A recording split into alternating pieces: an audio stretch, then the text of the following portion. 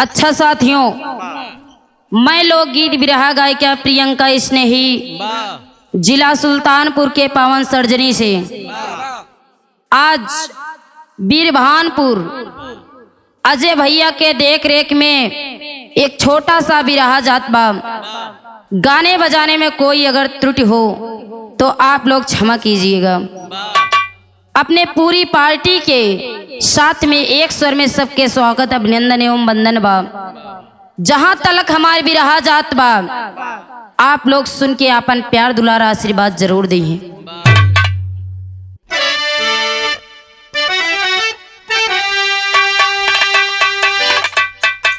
कैसा सदियों से रिश्ता चलाया रहा, लोग कहते हैं साला बहुत है मजा।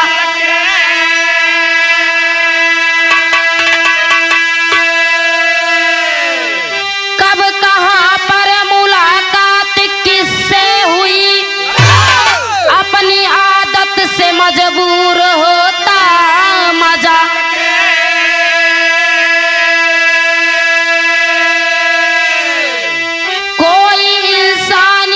पत्नी कहती सदा, मेरे स्वामी को कहना नहीं तुम मजा।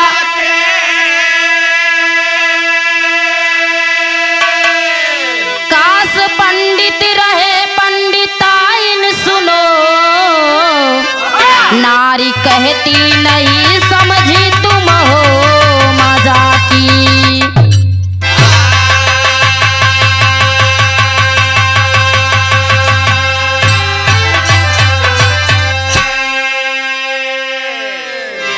कवि जी बिरहा में एक लाइन तर्ज का टुकड़ा देते हैं। कैसे मार साहब?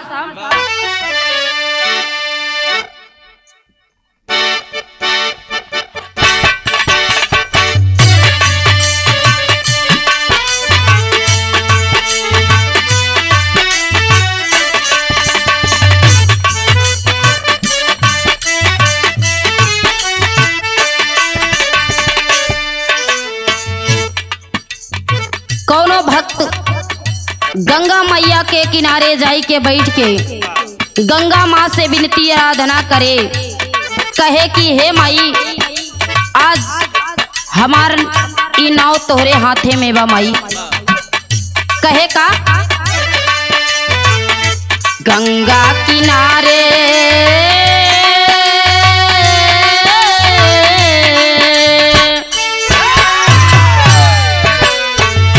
गंगा किनारे मोरा गाँव हो, घर पहुँचा दा देवी मैया।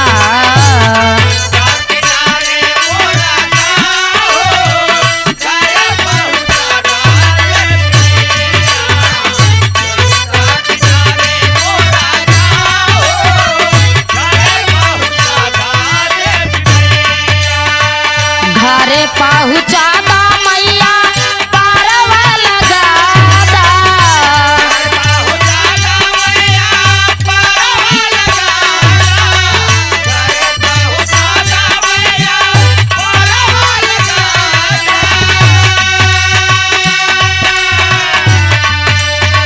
घरे पहुँचा दा मैया, पारवा लगा दा।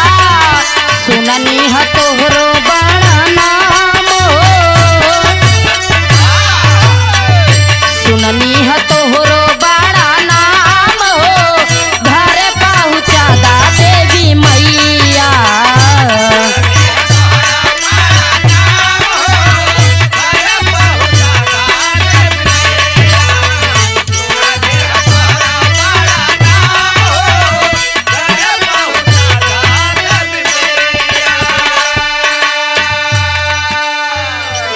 हमरे बिरहा में कहानी के यहीं से शुरुआत भई भैया। एक गांव में एक पंडित पंडिताइन रही। पंडित पंडिताइन दोनों प्राणी के जिंदगी अच्छे से बीतत बा। एक दिन पंडिताइन कहने, ए पंडित, आज हम तुमसे कुछ कहा था, हमार बात स्वीकार करा। पंडित से कहत यहाँ कैसे कहे मास्टर?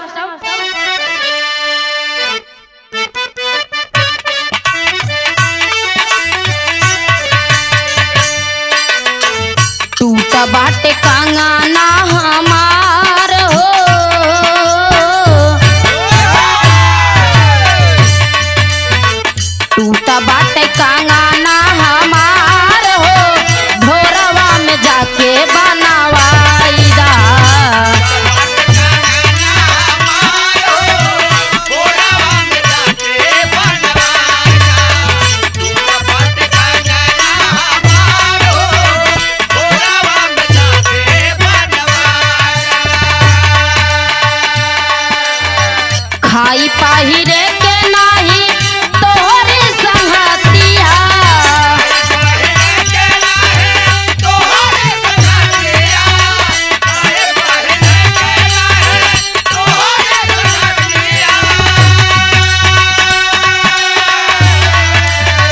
दिया तरसाई हमारी मारी गईली मतिया।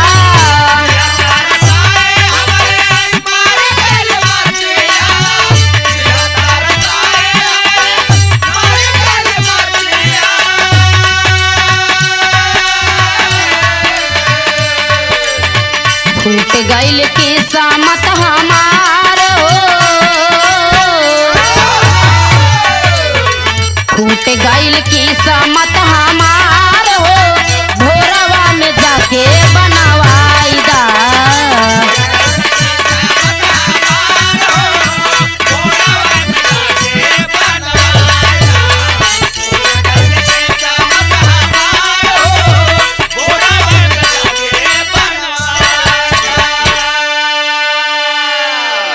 पंडिताइन पंडित से फरमाइश करत हैं, कहीं कि ए जी हमारी कंगन टूट गवा, एक कैसो कैसो बनवाई दा। पंडित कहने अबे पैसा ना आई ना, धीरज धरा तो है हम दूसर कंगन ले आए देव। लेकिन पंडिताइन मानत ना है, जिद कैली ने भैया कहने तोरे साथे इतना दिन हमार जिंदगी बीतत चली आवत बा, आज तक तू हमारे को शौक पूरी नहीं किया। बस सुबेर होत वही पोथी लेके चला जात है, शाम की आवत है खाई सो जात है, तोहके और कोनो काम तो दिखात नहीं। इतनी बात जब पंडित सुनन कहे ने तई हमका इतना बोलियावत है, इतना हमका बोलियावत है तई इतना माही पंडिताइन कहत यही एक लाइन और कहीं कैसे मासा नाही बानवा बा मोरे हाथ के कंगनवा।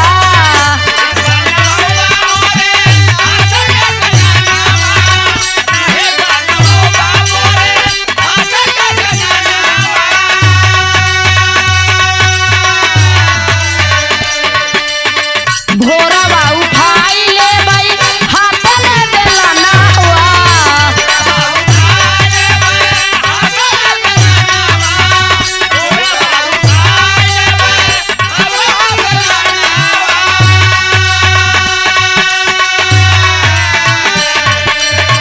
तोहरे ऊपर पड़ी है सोना मारो, तोहरे ऊपर पड़ी है सोना मारो, भोरवा में जाके बनवाई दा। भोरवा में जाके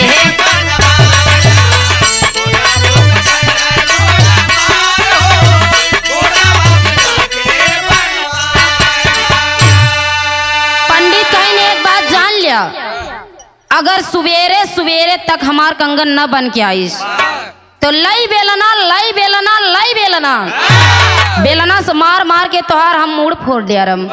पंडित जब इतनी बात सुने ने भैया, पंडित सोचन कि मेहरारू हमार ज्यादा तेज गुस्साई गई भी हम। पंडित चल रहे कंगन लेके बनवावे भी दो कंगन लेके चल देते सुनारे खिया आगे होत का मास्टर एक लाइन के तर्ज बा।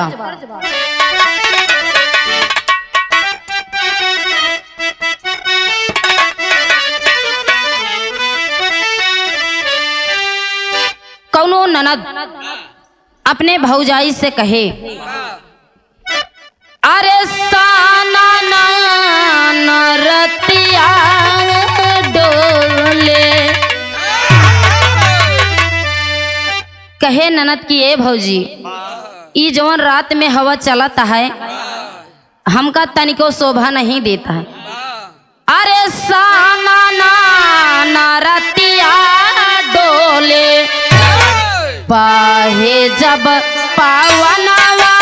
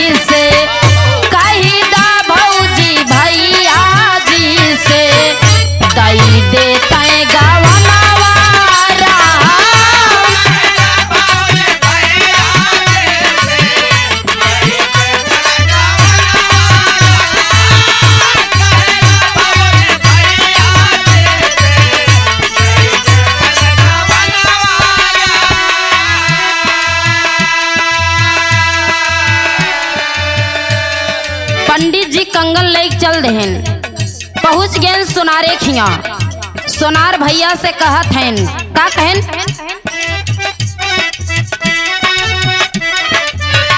भोरावा जगावे पंडित, भोरावा जगावे पंडित, उठा तब सोनारावा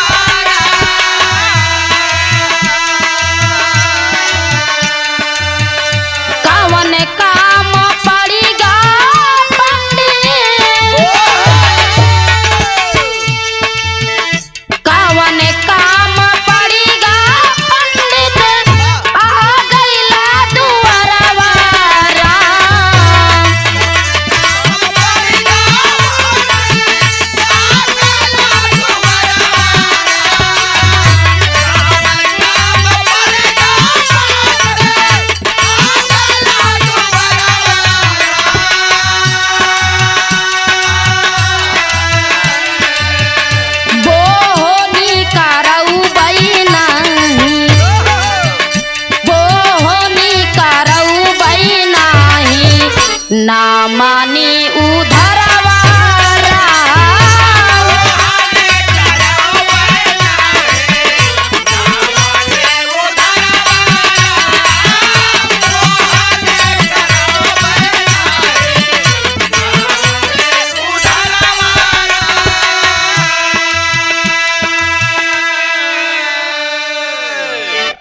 पंडित जी सोनारे के द्वार पे जाए पहुंचेन। कहने ए सोनार भैया, तोसी आज हमार बहुत जरूरी काम बा। सोनार पूछत हैं, कहन कस पंडित, बड़े सवेरे का बात यह है? बताएं पंडित की हमरे मेहरारू के कंगन टूट गया, ई कंगन आपका बनावाई का है। जब इतनी बात सोनार सुने ने भैया, कहन ठीक, तनी सुबेर हो जा, हम बनाए देव कंगन, दोपहरे तक तोहार एकदम कंगन बना देव। लेकिन पंडित जी मानत कहाँ है ने? कहन सोनार भाई, जितना जल्दी हो सके हमार कंगन ही बनाए दे। मेहरारू हमार घरे बहुत गुस्सान बा। जब सोनार कंगन बनावे लगे ने भैया, पंडित अपने मन में सोचत हैं कि पैसे तो ना ही ना, अगर बनाई देंगे तो सुबेरे बिना बोहनी कराए कंगन ना देंगे। इतनी बात जब पंडित सोनार से कहन, अपने दिल में विचार करत है ने भैया। जब विचार करत हैं सोनार भैया, जब धीरे धीरे कंगन बनाए देहन, इतना महाई जब कंगन बनाए देहन, पंडित अपन दिमाग लगाएन। कहन कि सोनार भैया, कहन का कहत हैं, का उड़ान के भाव लागबा।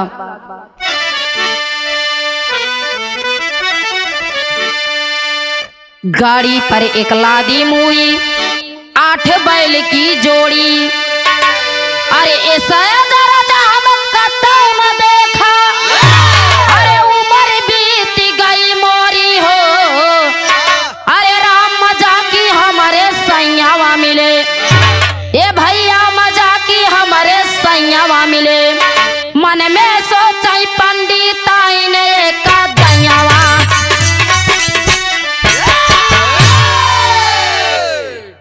पंडित जी सोनार के बताए देहन, कहन की गाड़ी पर एक लादी मूली, 8 बैल की जोड़ी, 8 बैल की जोड़ी एक मूरी के घिसियावत चला आवत हैं, लेकिन घिसियाई न पावत हैं। लेकिन जब इतनी बात सोनार सुने ने भैया, सोनार कहन, अरे तनी यार तू ही रुका था, देख के आवत है हम, आखिर एक मूरी और 8 बैल नहीं खींच पावत हैं। जब इतनी बात सुने ने भैया, वही पूर्व ओरी चल देहन सोनार। जब सोनार भैया चल देहन तो आगे होत कबा मास्टर, एक लाइन तर्जबा,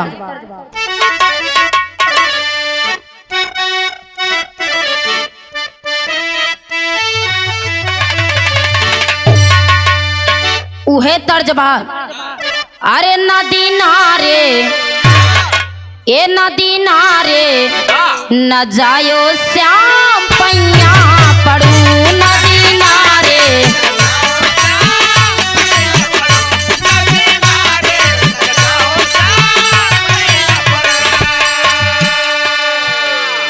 पंडित जी सोनार को उधर भेज के अपने दुकानी पे ठट्ठा मार के बैठा है ने भैया, ठट्ठा मार के बैठा है। इधर सोनराइन सोनार की औरत दुकानी पे चली आवत ही, कहीं जाई देखी तनी अपने जने के जगाई त देखी सुबेर हो गया उठेन कि नाए आवत यहाँ ते देखत यहाँ कि सोनार भैया गायब आइन कहीं कस महाराज कहाँ गए हमरे जने।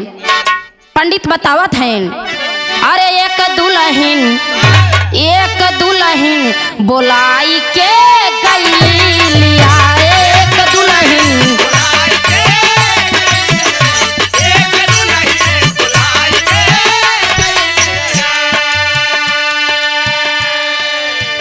आई के इशारा अंगुरिया से कैली,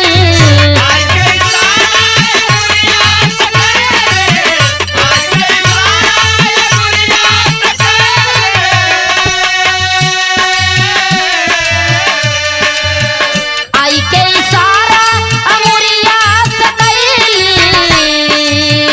ऊ है घुंघुटा उठाए भाई गईलिया।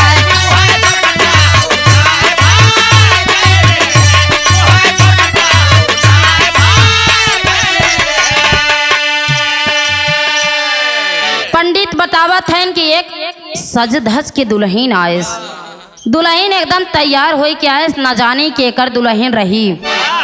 दुल्हन तैयार हो के आए, बस धीरे से सोनार भैया के ऐसे धीरे सनकियाई के यही पश्चिमी कोरी लेके चली जात बा भैया, यही पश्चिमी कोरी लेके चली जाती बा।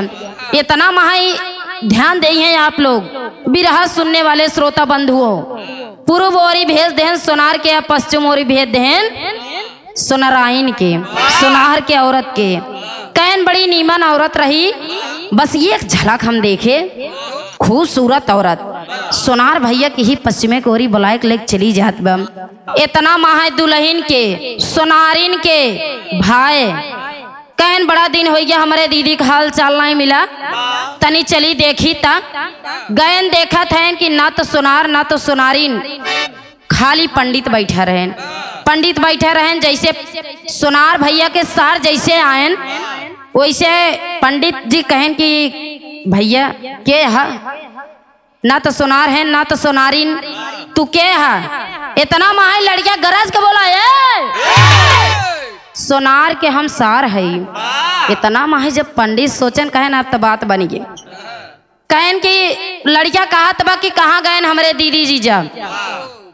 पंडित जी कहत हैं कि तोहरे दीदी जीजा, तोहरे दीदी के सुने एक ठे बेटवा रहा, कहन हाँ रहा तो कहन वही बेटवा खत्म हो गया, वही सब लैक पड़ा है रोत पीटते। अरे बाप रे बाप, जब इतनी बात सुने भैने के जब मृत्यु सुने सु लड़का एकदम खामोश।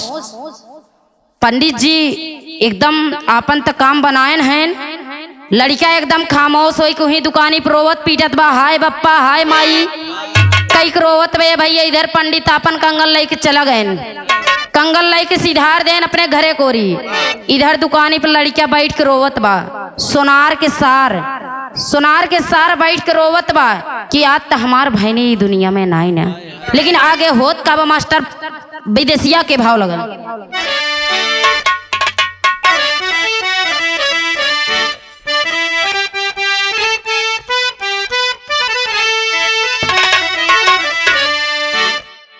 लड़का बैठ के रोवत बा, इधर पश्चिमे से सोनारिन चली आवत है। अरे देखली सोनारिन रोवत बाट मोर बीरनवा, अरे रोवई लागी पिट के का पर मोर भैया।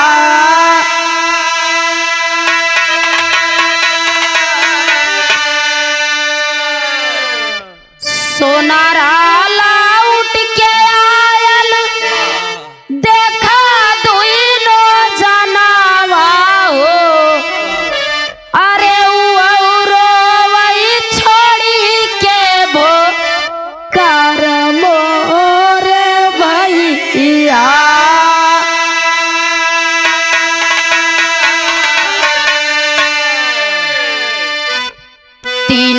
के रोवाई पूछई हर गौआ के लोगावा अरे नारी काहे रोवत राहे पहले मोर भैया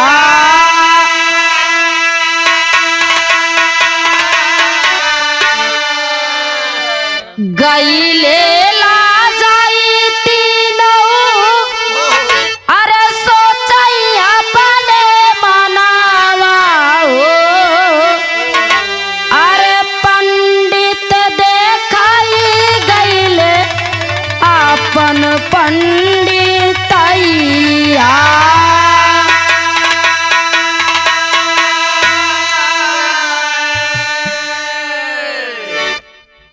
बाबू जब दुकानी पे लड़का अपन मुड़ पीट पीट के रोवत बा दुल्हन के भाई मुड़ पीट पीट के रोवत बा इधर सोनारिन पश्चिम साइड से चली आवत है देखत है कि हमार भाई दुकानी पे कैसे अकेल पड़ा है रोवत पीटत है का बात यह इधर पूर्वी ओर से सोनारो भैया चला आवत है सोनार के दुल्हन जब देखीन अपने भैया के रोवाई छोड़ के ए बाबू उही ओनहू वही जगह कपार पीट के रोवई लागत ही जब रोवत यहाँ इधर सोनार भैया पूर्वी ओर से चलावत है देखेन मेहरारू और दुल्हन के भाई जब रोवत बा तो वो अपन कपार पीट के रोवत है तीनों जने रोवाई कह देने पंचो जब रोवाई करत हैं तीनों जने गांव वाले सुनत हैं कहने का भैयार फलाने के दुकनिया पी कैसे रोवाई होत बा जब गांव वाले जुटेन सोनारी से गांव वाले पूछत हैं कि कस रोवत यह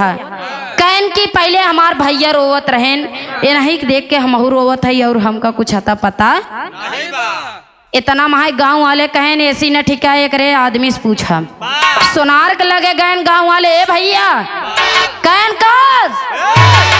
कस भाई सोनार का भा काहे रोवत है कहन कि हमहू नाई पता बा हमार मेहररुआ रोवत रही हमहू एक देख के रोवत है तीनों जने के रोवाई देख के पूरा गांव खामोश कहत बा पूरा गांव कहत बा कि इनका लोग के कुछ पता आता काहे बड़े रोवत हैं जब तनी बात सुने लड़किया से पूछत हैं लास्ट में लड़किया से पूछत हैं कि काहे बड़े रोवत अब का भतो का कहन कि एक ठे आदमी यही बैठा रहा दुकानी पे हम आए हाल चल ले बरे हमका कहा कि तोहर भयने खत्म हो गया और हमरे हिम्मत ना पड़ी घरेल जाए कि हम यहीं बैठ के रोवत है जब तनी बात सुने गांव वाले कहें मत मारी जबे तोहार लोग के लेकिन इधर पंडित अपन कंगल लायक पहुंच गए ने भैया पंडिताइन के पास पहुंचे थे रात में जब पंडिताइन के लगे सोवत हैं तब पंडिताइन खोद खोद के कुछ पूछत हैं पूछत का है मास्टर कड़ी के भाव लगल मास्टर महाराजिन पंडित से बोली काल नहीं एको पैसा खोद खोद के पूछन लागी कंगन मोर बना कैसा पंडित कहा के कंगन बन गया फाना जिन हमसे रैसा सोनरा बात समझ ना पाए मजाक ठोके हम ऐसा पंडित कहन की देख तोर कंगन बन गया हमसी रार न मचाऊ तोसी कंगन से मतलब रहा कैसे बना कहाँ बना कब बना ये तोसी मतलब लेकिन पंडित कहन काल तो हमसी कहा कि पैसे ही ना आई ना और आज तू एकदम सवेर भाई पंडित कैसे बनवा के लेके चला आया कंगन जब इतनी बात पंडिताई से कहन देख क्यों से बताए ना हम तो उसे बताए देते है कि हम मजाक ऐसा करे ही कि क्यों समझ न पाए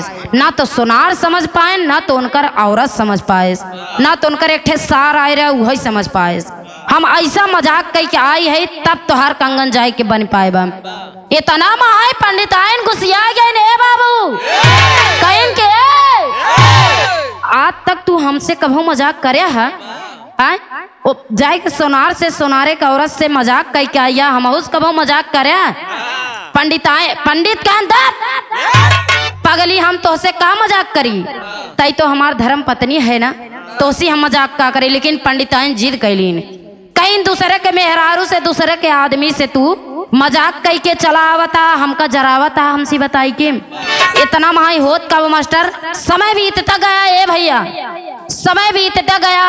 एक दिन पंडिताइन कहीं कि ए पंडित जी ढेर दिना हो गया नैहरे का हाल चाल नहीं मिला बा, जाता तनी हाल चाल लियोता। पंडित कहें सही कहा था, आज बड़े दिन के बाद याद कराए हो, हमहू काम काज में व्यस्त रहे, हम याद नहीं आवत रहा। आज जाई तोहरे हम नैहरे से हाल चाल ले आई। सुबेर होत पंडित चल देन ए भैया, ससुरारी चल देन। इधर देखा पंडित अपन दिमाग लगाए हैं, ससुरारी चल देन। जब चल देन आगे होश का बा मास्टर, एक लाइन तर्जबा।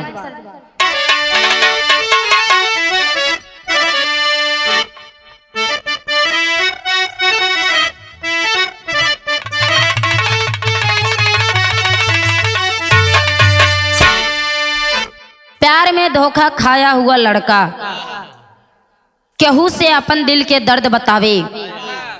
कैसे बतावे भैया? कि दिल देता है, अरे दिल दिल कोमल सा दिल, दिल देता है रो रो दुहाई, किसी से कोई प्यार ना करे। दिल देता है रो रो दुहाई, किसी से कोई प्यार ना करे। दिल देता है रो रो दुहाई, किसी से कोई प्यार ना करे। बड़ी महंगी बड़ी महंगी पड़ेगी जुदाई, किसी से कोई प्यार ना करे। बड़ी महंगी पड़ेगी जुदाई, किसी से कोई प्यार ना करे। बड़ी महंगी पड़ेगी जुदाई, किसी से कोई प्यार ना करे। लेकिन हमारे कवि आदरणीय श्री राम कुमार कवि जी इस भाव में बहुत मार्मिक लाइन लिखते हैं। पंडित बान ठन के, पंडित बान ठन के चले ससुरारी, मुड़ाए दाढ़ी मोछ रहिया। पंडित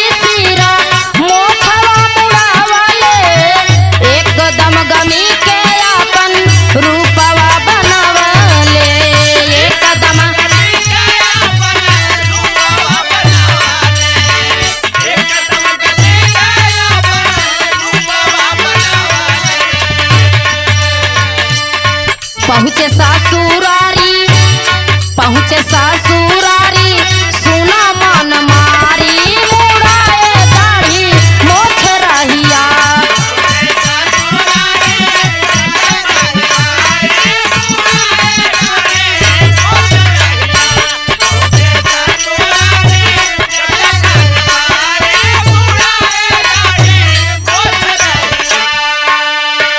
पूछे लागे हाल पंडित आवेला रोवाई,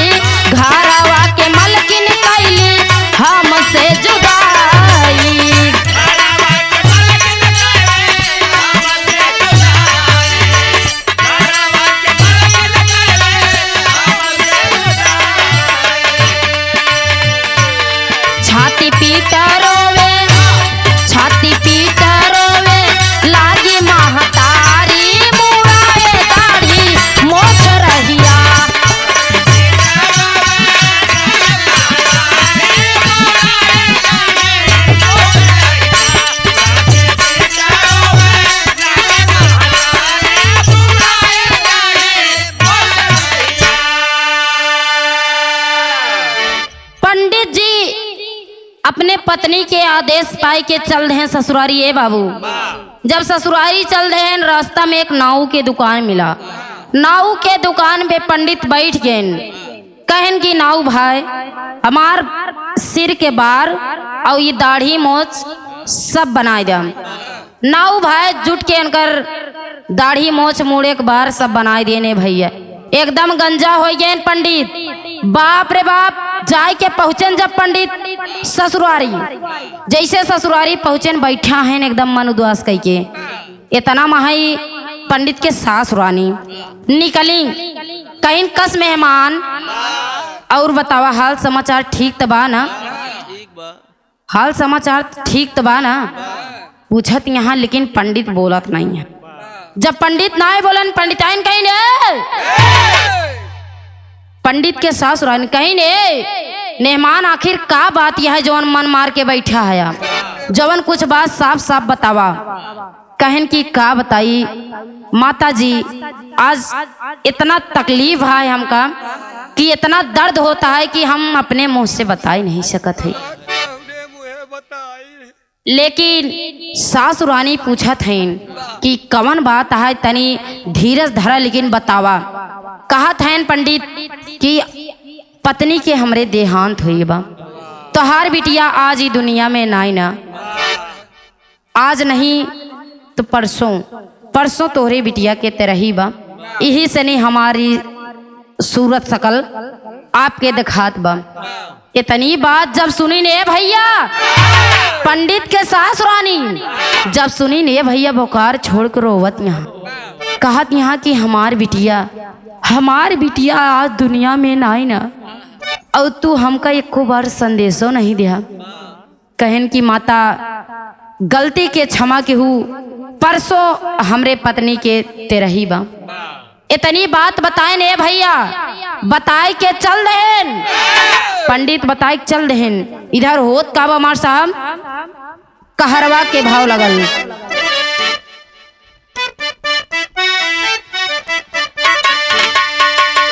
अरे मोर दुलरई तीन बिटिया, अरे मोर दुलरई तीन, मोर दुलरई तीन, मोर दुलरई तीन, मोर दुलरई तीन बिटिया, नैहरे में रोवे महातारी, मोर दुलरई तीन बिटिया।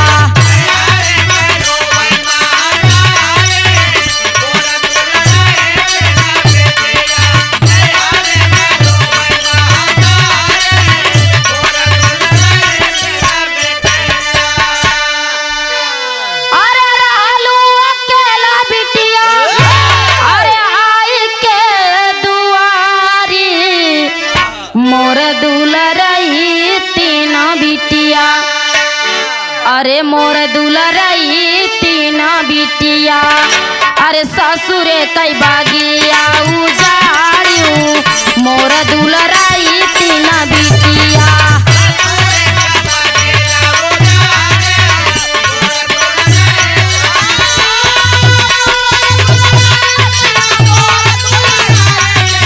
अरे जिया बहादुर, बहुत अच्छे।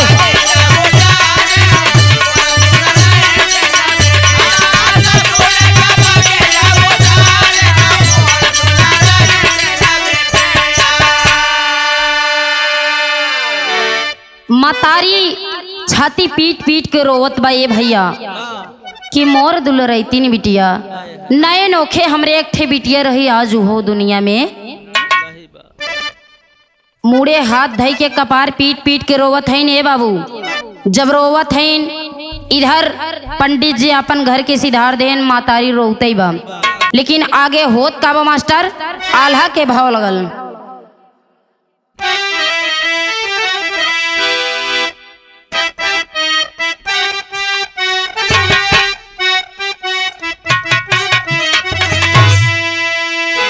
अरे पंडित जी तो आई गईले अपने भवनवा ये भैया,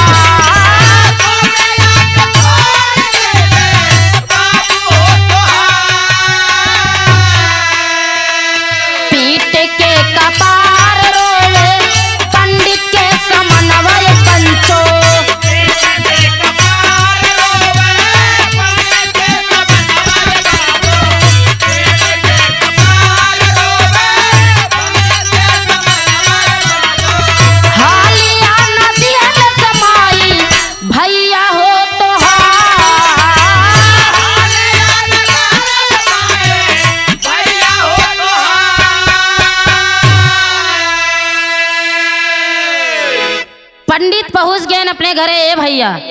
जैसे पहुँचन पंडिताइन लइक लोटा पानी गुड़ निकलिन। कहीं के का हाल चाल बा, समाचार घरे के सब कुछ ठीक तो बा ना। डांट के पंडित कहन भाग भाग यहाँ से, निकल जा। तोर माई बाप तोर भाई भौजाई इतना दुष्ट हैं कि आज तक यहाँ खबर नहीं रहे। पंडिताइन खामोश। खबर कैसा खबर? कहीं पंडित कैसन खबर? आप कुछ ठीक ठाक नहीं बतावत हुआ, आखिर बतावा कैसन खबर? पंडिताइन एकदम हड़बड़ान है ये भैया। पंडित कहन देख, तोर बाबू नैहरे में खत्म हो गए, तोरे घरे वाले एक दिना हिया संदेश भेजन, ना तो तोर भाई भेजस, ना तो तोर महतारी, ना तो तोरे एक ठे भौजाई बा ऊ तो संदेश देस। क्यों तोरे घरे संदेश ना आई रहेन? इस हम रिश्तेदारी इस ससुरारी कतौ नहीं देखे। जब इतनी बात पंडिताएं सुनी ने भैया, जहाँ खड़ी रही वहीं साक्षात डेवड़ी पे बैठ के रोवत यहाँ, मोरे बपैया मोरे बपैया कही कही के रोवत यहाँ। ए भैया देहुड़ी पे बैठ के पंडिताइन रोवत यहाँ मुड़े हाथ धइ के। इधर पंडित अपन बताए देहन पंडिताइन के कहन तोर बाप खत्म हो गया। पंडिताइन जब रोवत यहाँ डेहुड़ी पकड़ के इधर पंडित धीरे से खसक देहन। जब खसक देहन मार सब होत का बा, लोटा लाई के पंडित निकले कराई चले मैदानवा हो। पंडिताइन के बाप तबले आई गईले भवनवा हो। बिटिया बाप के रोवत देखे अरे गौआ नजर घुमावत बा। बिटिया बाप के रोवत देख के गौआ नजर घुमावत बा। अरे पंडित देखे ससुरारी से बुढ़वाला दे।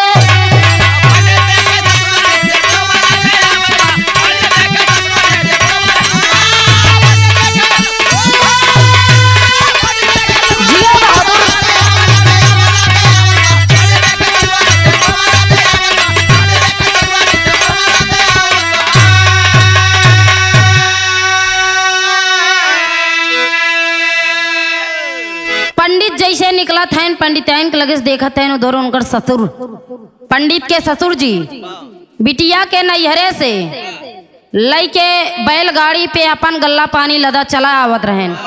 पंडित के देखते ही मान बाप रे बाप हालत खराब हो गए। पंडिताइन नजर फेरत यहाँ। धीरे धीरे जब ससुर जी पंडिताइन के बाप जब धीरे धीरे नजदीक आए गए, देखत है कि बिटिया साक्षात डेहुड़ी बैठी बा। इधर बिटिया देखत व्यक्त साक्षात हमार पिताजी लादे फाने बैलगाड़ी चलावत हैं। बाप रे बाप दोनों जने एक दूसरे के लिपट कर रोवे लगन। कहन कि आखिर काऊ हमरे मेहमान बताए क्या रहे। इधर पंडिताइन सोचत यहाँ कि हम तो सुने हमारे बबुआ नहीं है। इधर पंडिताइन के बाप सुनत हैं कि हम तो सोचे हमारा बिटिया ही नहीं है। इतना महाई पंडित लोटा लाइक भगा जात रहे मैदान करे। बिटिया के बाप कहले मेहमान रुका रहा तब तू जाया, रुका रहा तो जाया। कहत हैं लाठी लेके ससुर तो पूछे कहवा गइल बयनवा हो। अरे मार के भुलाई देबई सारा पागल पनवा हो। अरे मजाक खातिर बिटिया तोरा अरे हमका नहीं सोवत बा। मजाक खातिर बिटिया तोरा अरे हमका नहीं सोवत बा। अरे पंडित देखे ससुरारी से बुढ़वाला दे आवत बा।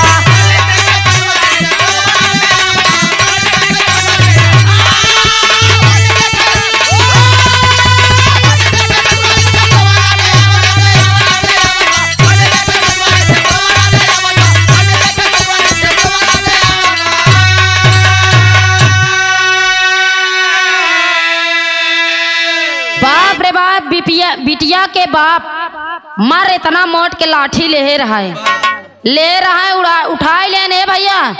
कह मारत जात तोहर हालत खराब कर दे। तोहर जितना पागलपन बुद्धि बा आज तोहर सब हम एकदम नष्ट कर दे। तू हमरे संगे इतना अत्याचारी करत है, तोहरे ही नहीं समझावत बा। पंडित कह रहे ए ससुर जी रुका हम बतावत है।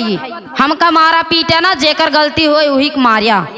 कहन बतावा का बतावत है। बताएन कहन कि आज तुहार बिटिया हमसे कहे कि आज तक तू हमसे मजाक ना की है, दूसरे से मजाक किया लेकिन हमसे मजाक नहीं किया।